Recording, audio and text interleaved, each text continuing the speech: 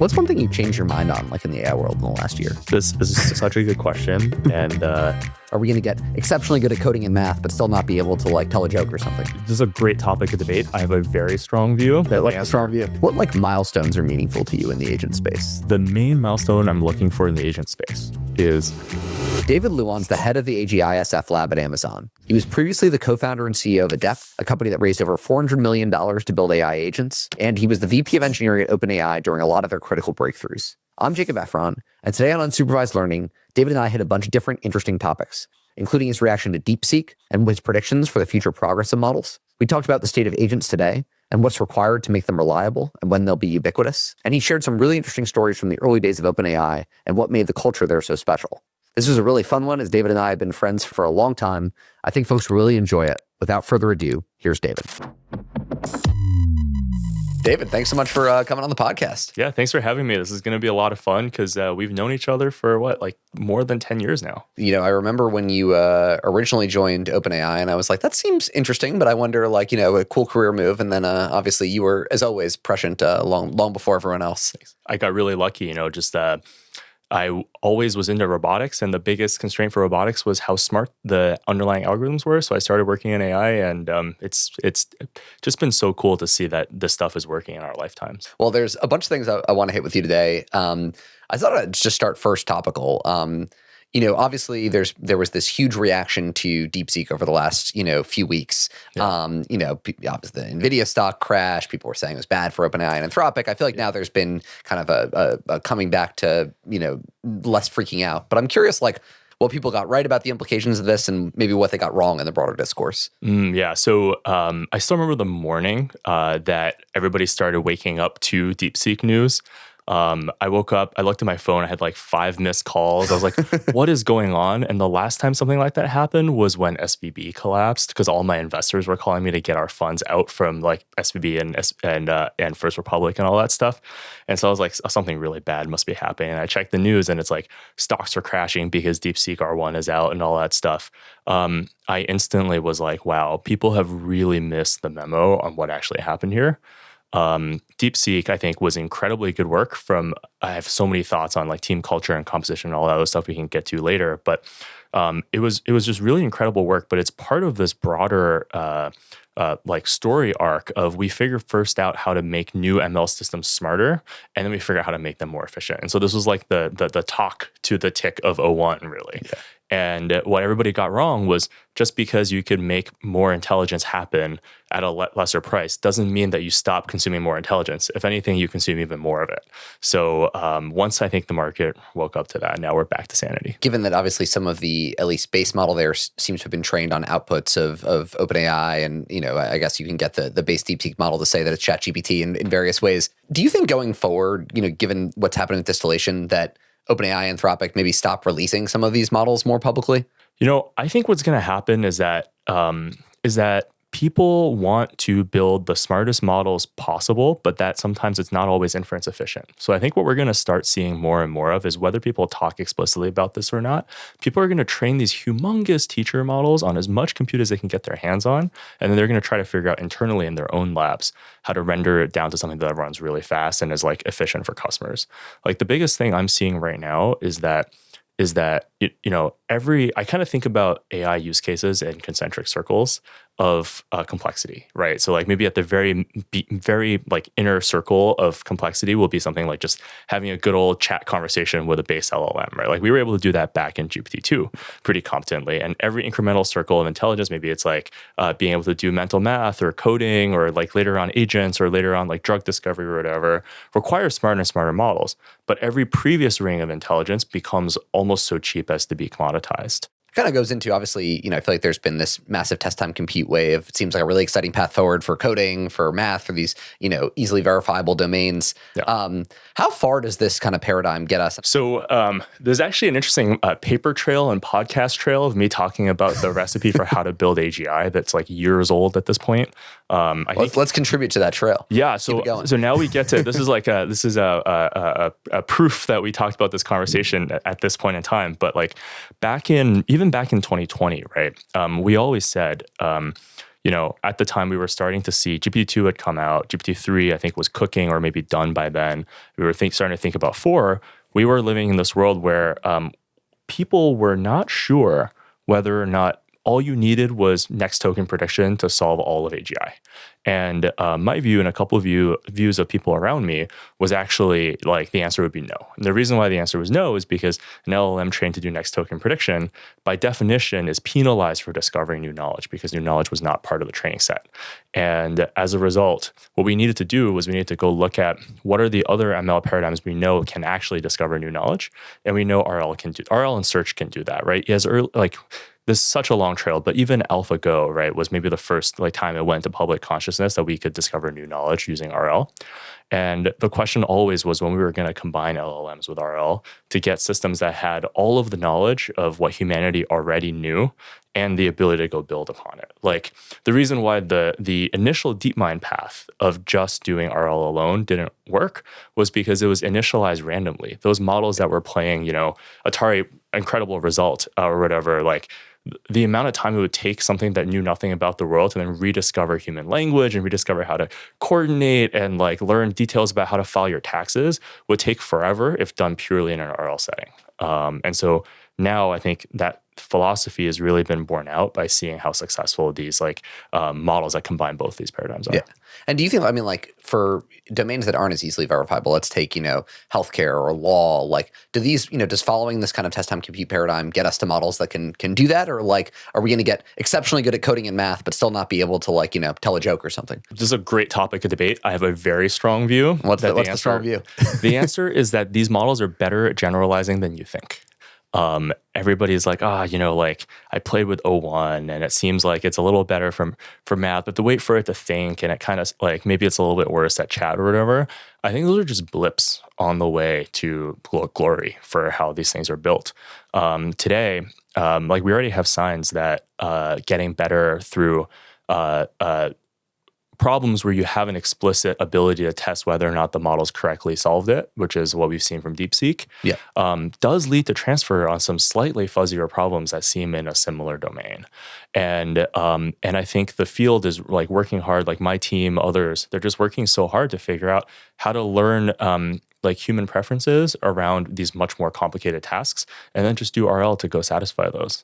Right. And you basically had to be able to build like a model to essentially verify like the, hey, that output is like good law or that output is like, a good healthcare diagnosis. Like obviously a much harder problem than like, verifying a math proof or, did that code run? The fundamental thing that I view we are arbitraging is this gap between how good these models are, the same set of neural network weights, how good they are at determining whether it did a good job compared to generating the right answer. We've always seen that these models are better at determining whether they've done a good job than they are at generating the answer.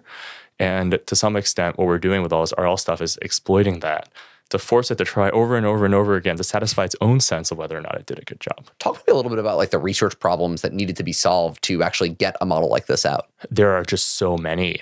But where do we even start? I think in no particular order, and I'm only probably going to itemize like 3 of the problems that we've had to solve. I think one of the first ones is just figuring out how you can even build an organization and a process to be able to reliably churn out models. Like one of the things that I always say to my team and people that I collaborate with is that today, if you run a modern AI lab, your job isn't to build models. Your job is to build a factory that reliably churns out models. And if you think about like how you think about that totally changes what you invest in, right? And so until there was repeatability here, there was not a lot, in my view, there was not a lot of forward momentum. Like we've just gone through this arc over the last couple of years of like going from alchemy to like industrialization in terms of how these things have been built. And without that, there was no substrate for these things to work. I think the next part, so like all these corollaries, right? Like again, this is a space where you have to go slow to go fast. But so I think that was one of the first parts. I continually believe that the thing that people always gravitate to because they think it's cool and sexy are the algorithms.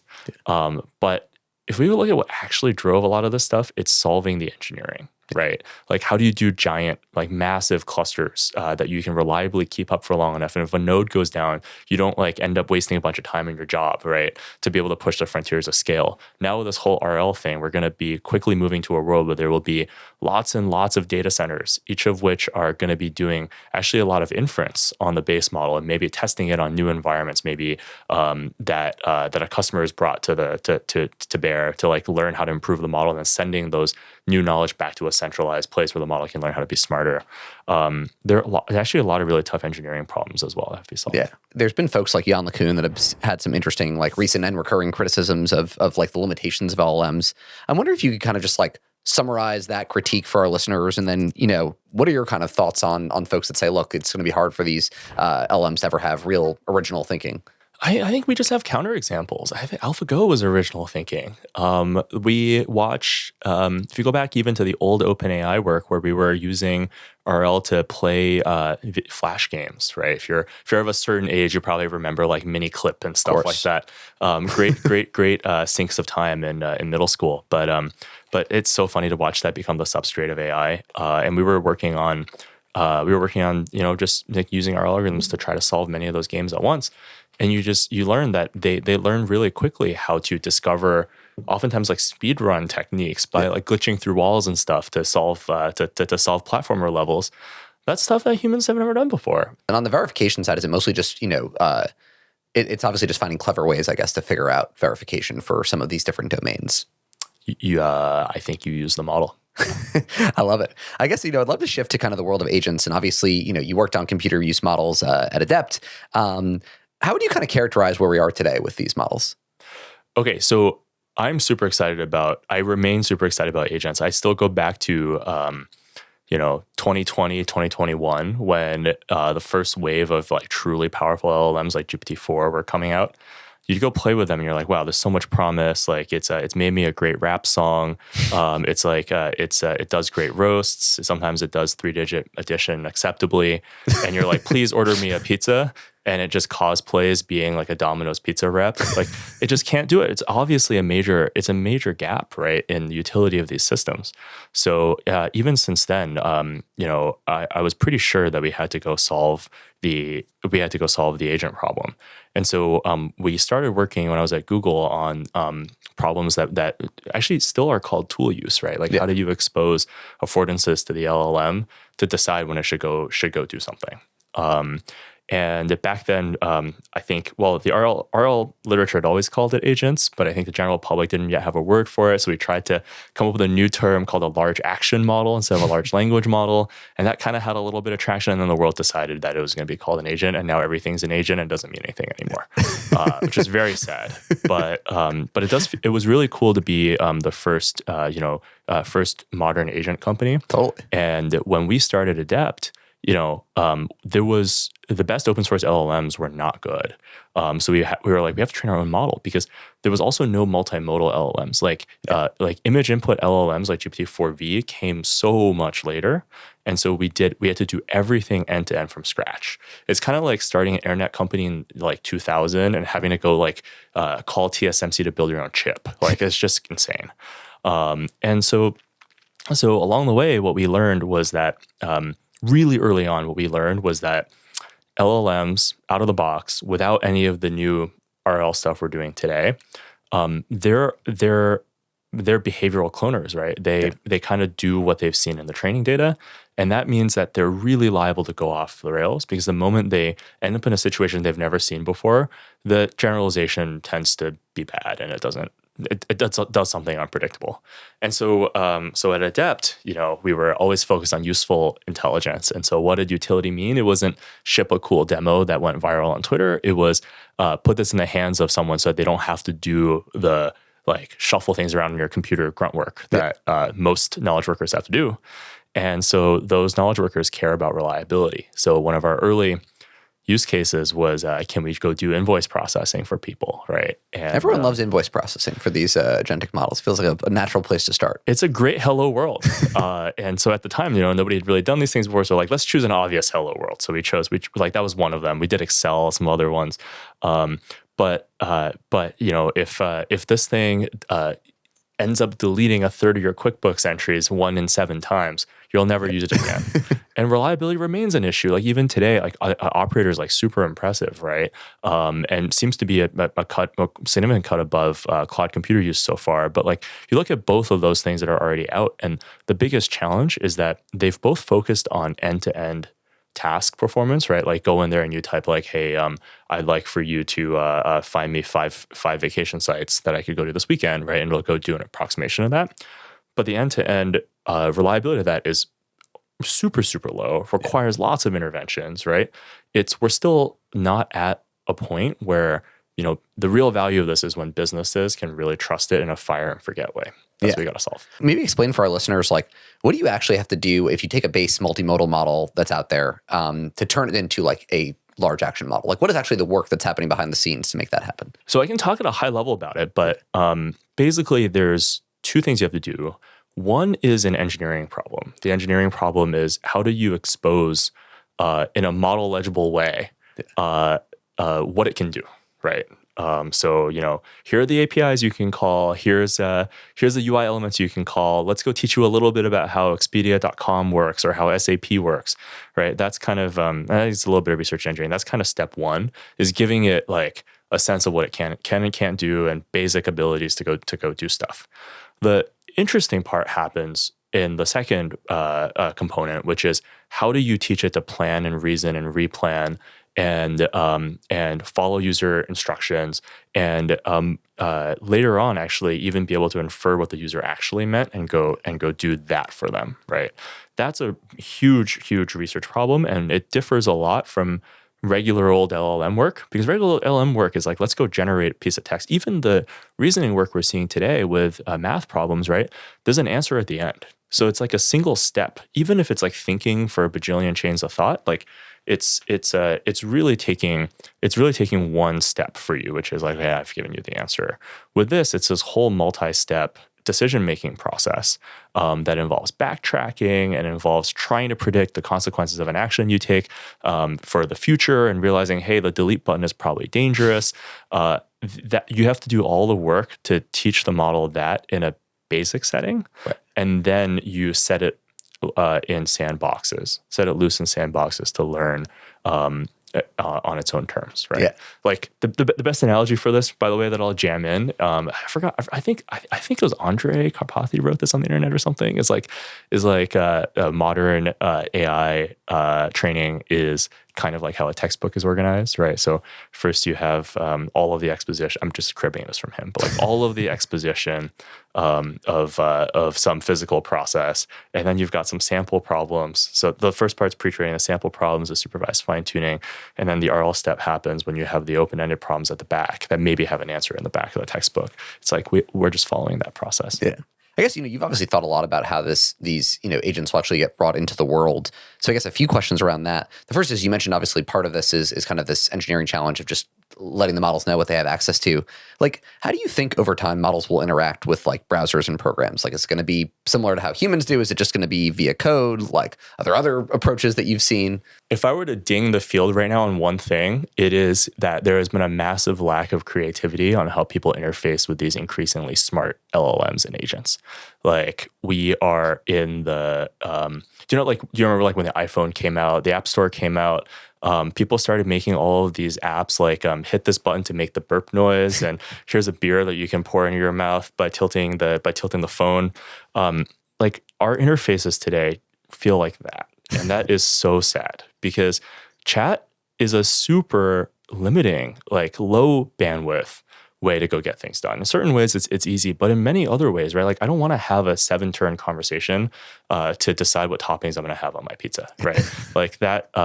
And I think that the lack of creativity there has been really bugging me. And I think part of the reason why is that the amazing product designers that could be helping us figure this stuff out, a lot of them don't yet like deeply understand the limitations of the models. People are working. This is changing quickly, right? But and then conversely, so far, the people who have been able to advance the technology have always just thought about it as like, I'm here to go deliver a black box and not I'm here to go deliver an end-to-end experience. So when that changes, I'm excited to see things like, I'm I'm excited to see things like systems where when you interact with the agent, like it is actually itself synthesizing this like multimodal user interface for you to for it to best elicit what it needs from you, right? And to have like shared context between the human and the AI. Like instead of like the current paradigm is like you're chatting to each other. Yeah. It's like you are doing something together on your computer and looking at the screen, more like parallel rather than perpendicular. I guess, you mentioned obviously operator kind of works, sometimes doesn't,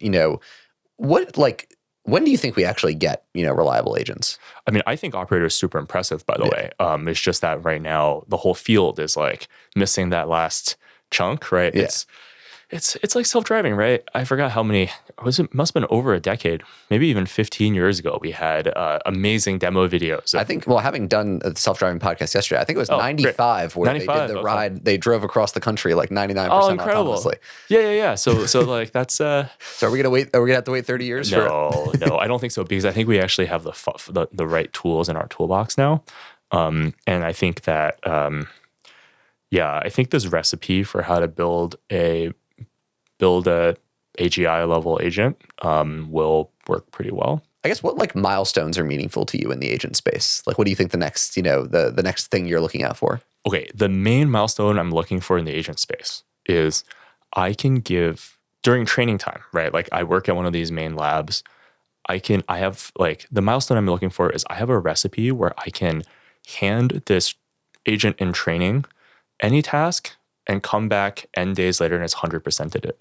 Yeah. Like 100%ed it. Like not just humans have given us like another, 5 percentage points more reliability, but like the agent has figured out how to solve the thing.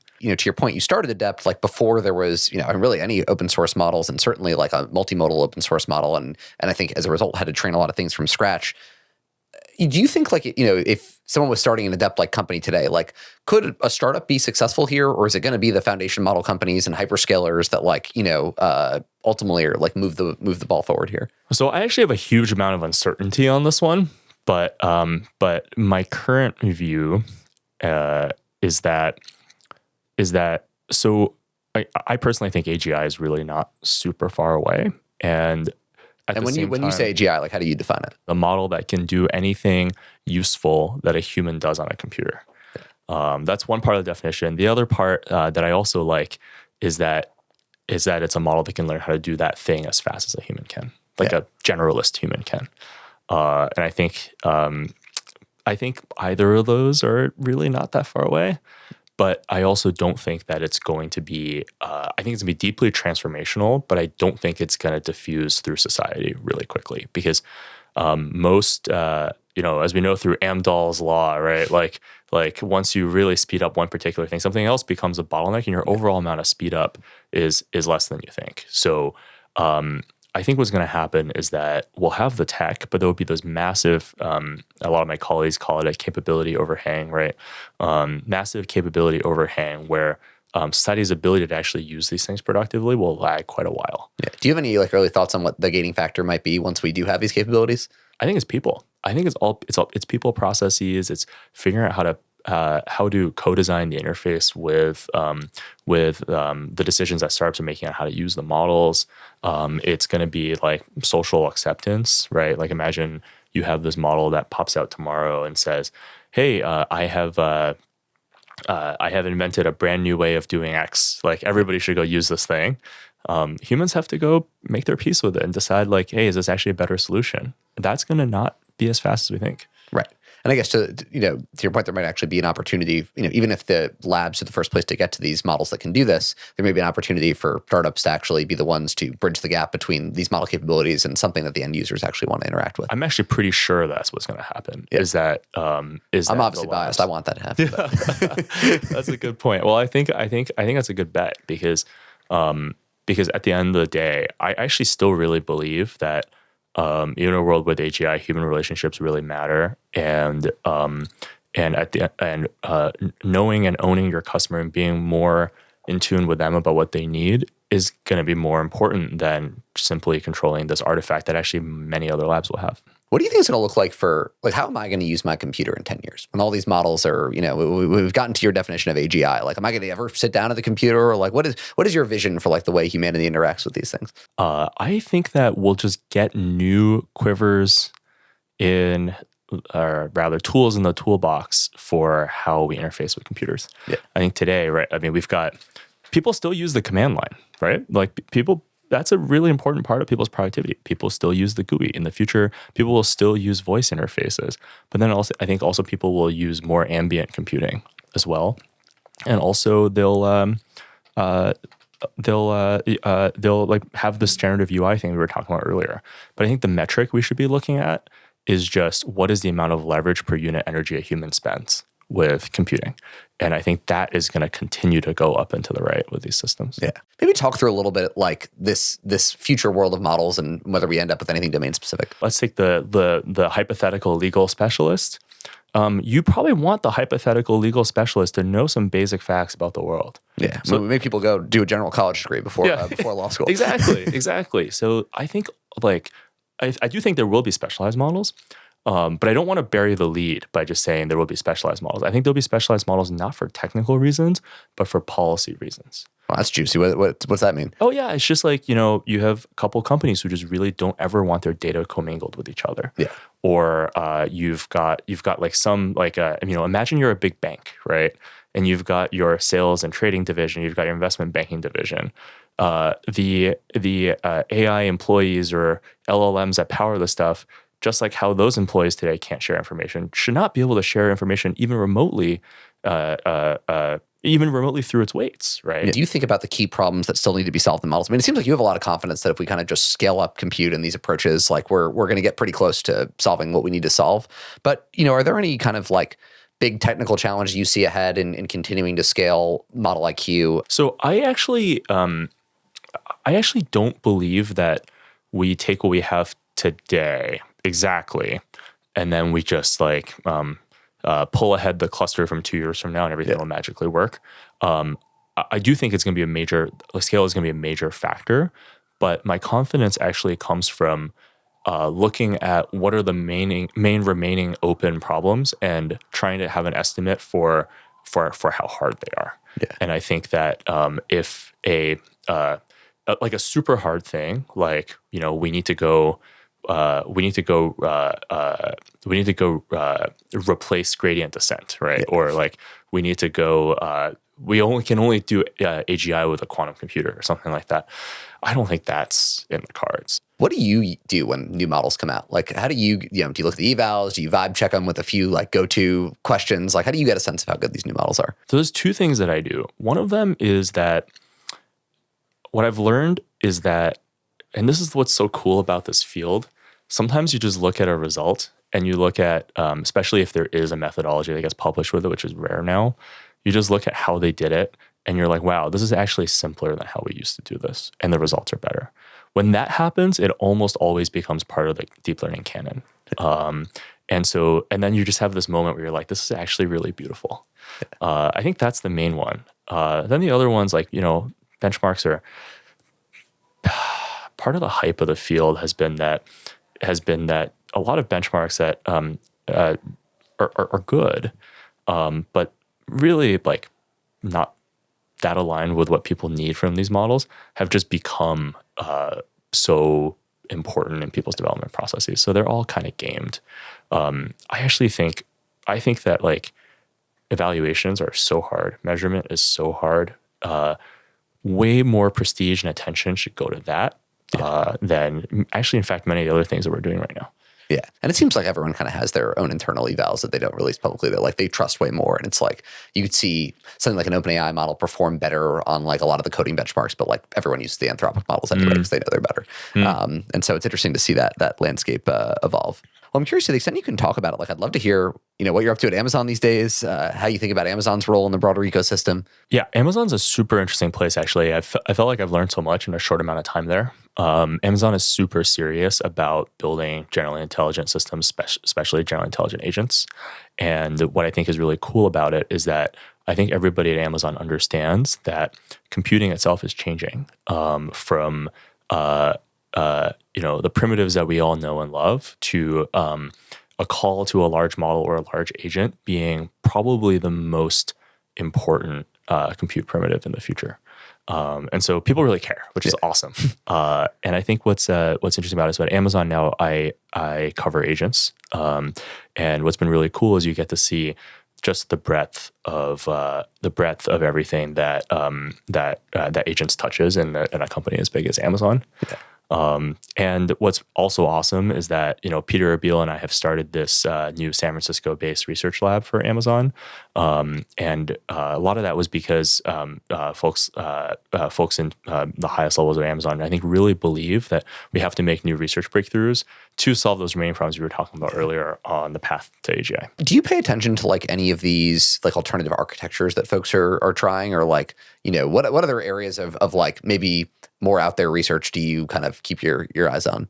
Let's see. So I always pay attention to things that look like they might help us better map model learning to compute. Yeah. Can we use more compute more efficiently? Right? It just gives us a huge multiplier over what we can do. But I honestly actually spend more of my time looking at data centers and chips. Yeah.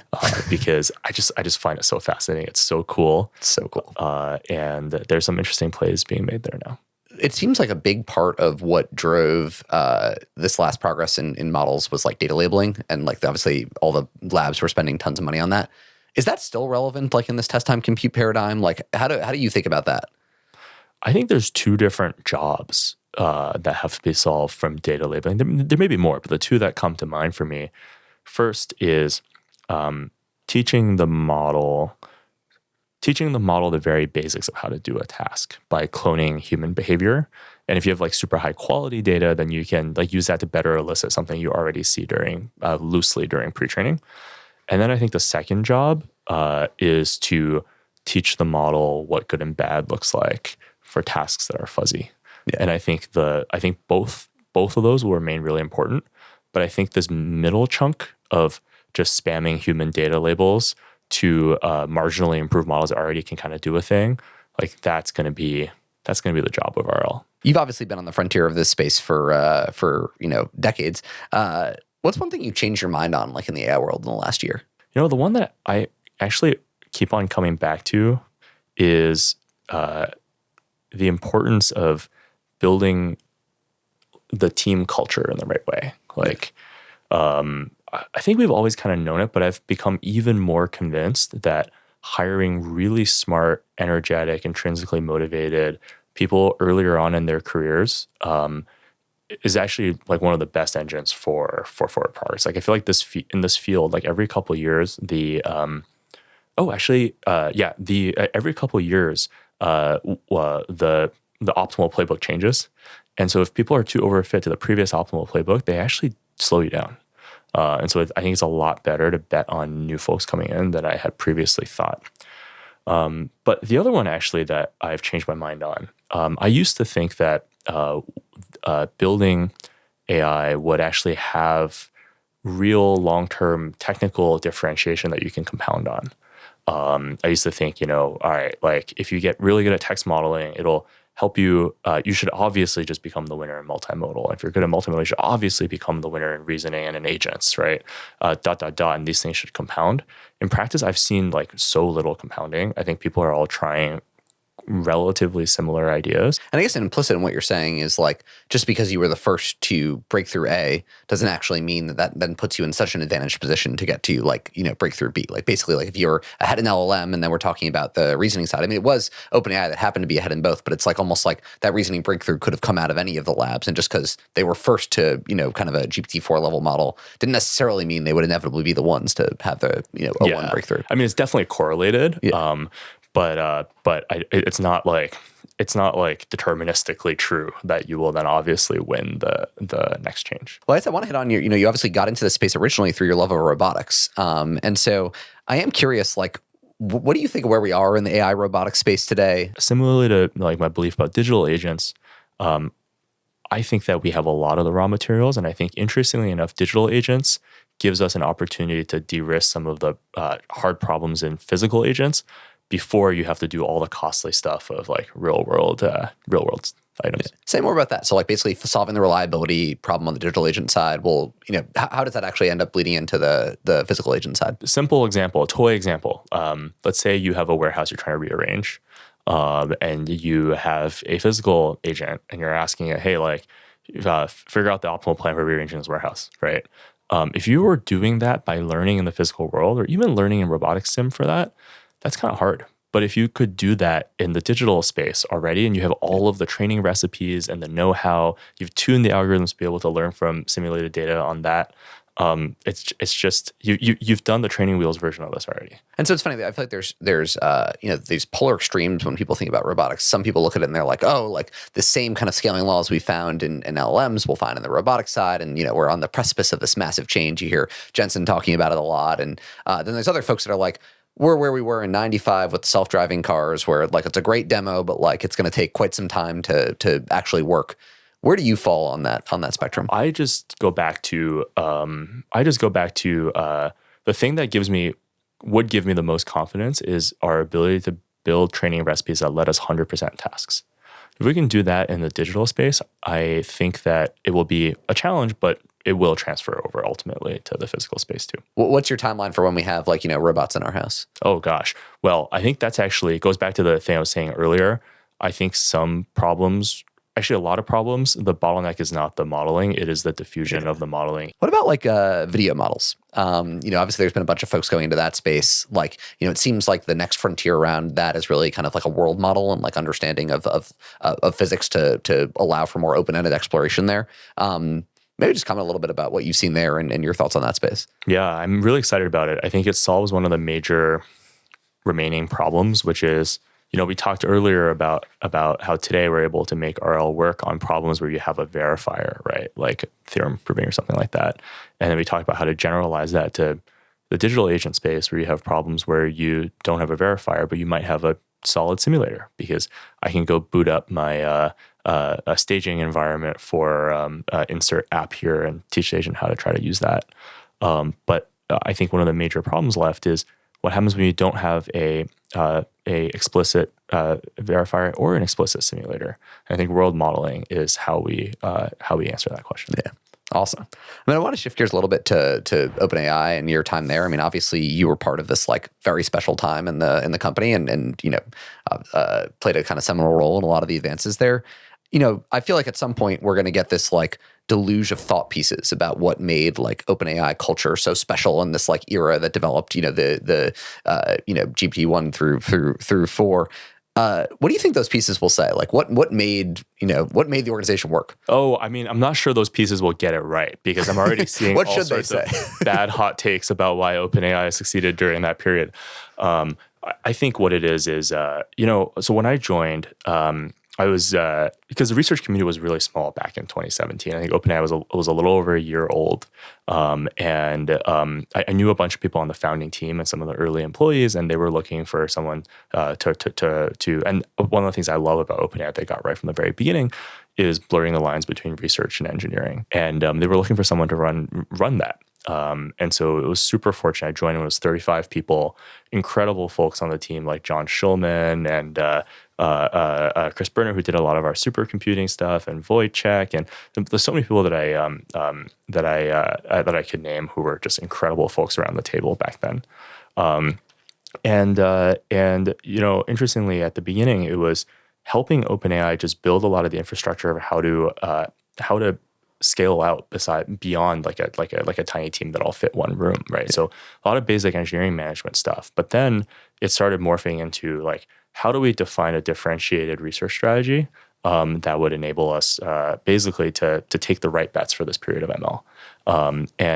I think what that really boiled down to was, I think we realized earlier than everybody else that the previous way research worked, of like you and your 3 best friends write a research paper that changes the world, like that era was over, and that we really need to be thinking about this new era where where we thought about like major scientific goals and tried to solve them with bigger teams of combined researchers and engineers, regardless of whether or not the solution was quote unquote novel as defined by academia. Yeah. And we would take the flak for that sometimes. Like people, when GPT-2 first came out, people said, well, this looks like a transformer. We're like, yes, it is a transformer.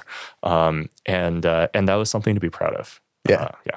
What did you think you were signing up for, like when you joined OpenAI? Oh, I mean, I was just so stoked because I wanted to be at the frontier of research. And at the time, it was OpenAI or DeepMind. Yeah. Or also Google Brain, but I think I wanted to do something a little more speculative.